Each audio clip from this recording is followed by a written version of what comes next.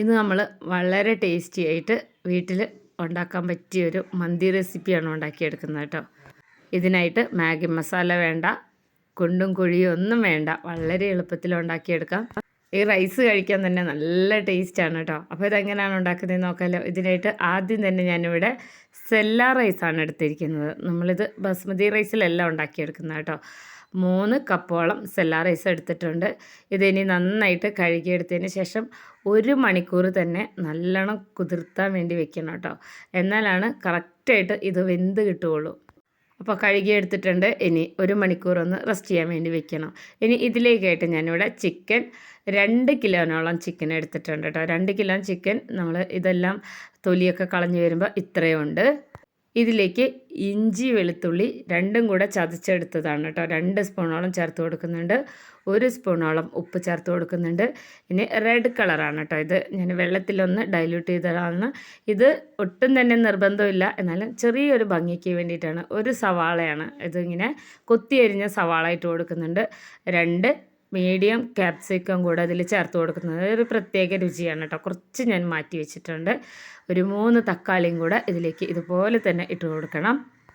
ഇനി ഇതിലേക്ക് ഞാൻ ചേർത്ത് കൊടുക്കുന്നത് മല്ലിയിലയാണ് കേട്ടോ. മല്ലിയില ഇതുപോലെ കൈക്കണക്കിനാണ് ഇട്ട് കൊടുക്കുന്നത്. 1 പിടി ഇട്ട് കൊടുത്തിട്ടുണ്ട്. പുതിനയില ഞാനിവിടെ കൂടുതൽ എടുത്തിട്ടുണ്ട്. 2 പിടിയോളം ഇട്ട് കൊടുക്കുന്നുണ്ട് കേട്ടോ. പുതിനയില ഇതുപോലെ ചേർത്ത് കൊടുക്കുമ്പോൾ ഒരു പ്രത്യേക മണമാണ്. ഇനി ഇതിലേക്ക് ഒരു 1/2 സ്പൂണോളം മഞ്ഞൾപ്പൊടി, അതുപോലെ തന്നെ അറബിക് മസാലയാണ് കേട്ടോ. ഇത് മന്തി മസാല എന്നൊക്കെ പറയും. ഇത് വീട്ടിലും ഉണ്ടാക്കാം, നമുക്കിത് സ്റ്റോറിലൊക്കെ വാങ്ങാനും കിട്ടും കേട്ടോ. ഒരു 2 സ്പൂണോളം ഇട്ട് കൊടുത്തിട്ടുണ്ട്.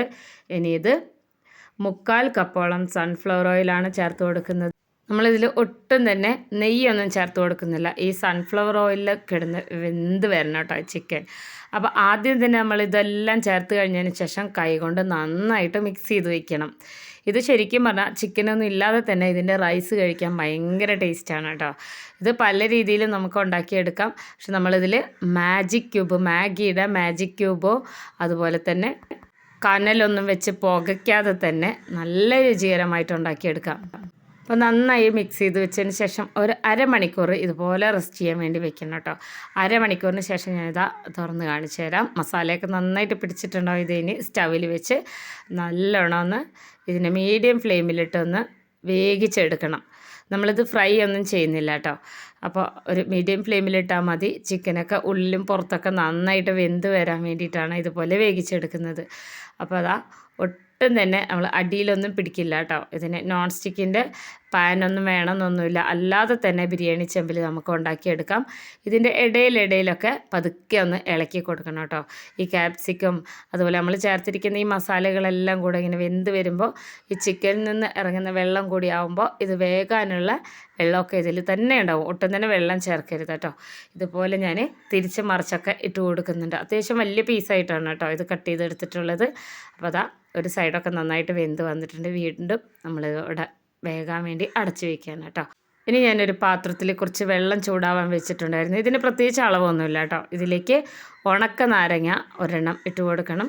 പിന്നെ പട്ട, ഗ്രാമ്പു, ഏലക്ക ഇത് കുറേശ്ശെ മാത്രം ചേർത്ത് കൊടുക്കണം കേട്ടോ. ഇഷ്ടമാണെങ്കിൽ കുരുമുളകും കൂടെ 1 പിടി ചേർത്ത് കൊടുക്കുക, ഒരു ചെറിയൊരു പിടി മാത്രം. ഇനി ഇത് നന്നായിട്ടൊന്ന് തിളച്ച് വരട്ടെ. അപ്പോഴേക്കും നമ്മൾ കുതിർത്താൻ വേണ്ടി വെച്ചിരിക്കുന്ന സെല്ല റൈസ് ഇവിടെ നന്നായിട്ട് ആയി വന്നിട്ടുണ്ട്.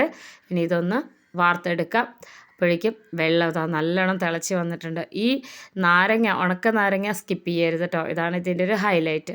അപ്പോൾ നല്ലോണം തിളച്ച് വന്ന ഈ ഒരു വെള്ളത്തിലേക്ക് 1 സ്പൂണോളം ഉപ്പും കൂടെ ചേർത്ത് കൊടുക്കുന്നുണ്ട്. ഉപ്പൊന്നിങ്ങനെ കുറച്ച് മുന്നോട്ട് നിൽക്കണം കേട്ടോ.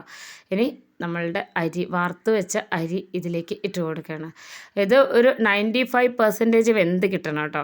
അങ്ങനെ ഉടഞ്ഞൊന്നും പോവില്ല. സെല്ല റൈസ് ബസ്മതി അരി പോലെയല്ല. സെല്ല റൈസ് അങ്ങനെ ഒത്തിരി ഇങ്ങനെ വെന്ത് ഉടഞ്ഞു പോകുന്ന ഒരു അരിയല്ല. ഇനി ഇത് നന്നായിട്ടൊന്ന് തിളച്ച് വരട്ടെ കേട്ടോ. തിളച്ച് നല്ല വെന്ത് വരട്ടെ.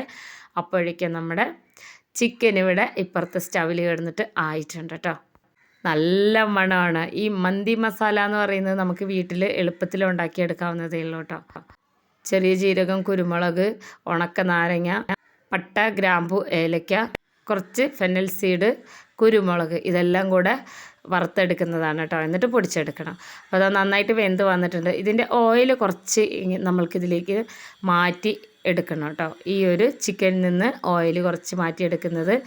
ഇത് നല്ല രുചിയായിരിക്കും, നല്ല മണം രുചിയൊക്കെയാണ്. അപ്പോൾ ഇതിന് നമ്മൾക്ക് ഇതിൽ ദമ്മിടുമ്പോൾ അതിൻ്റെ മേലിൽ ഒഴിച്ചു കൊടുക്കാൻ വേണ്ടിയിട്ടാണ് ഇതിൻ്റെ ഓയിൽ നമ്മൾ ഇങ്ങനെ എടുക്കുന്നത്. കുറച്ച് മാത്രം എടുത്താൽ മതി. അപ്പോൾ അത് ഓയിൽ കുറച്ച് എടുത്തതിന് ശേഷം ഇങ്ങനെ നമ്മൾ ദമ്മിടാൻ പാകത്തിന് ഇങ്ങനെ പരത്തി വയ്ക്കണം.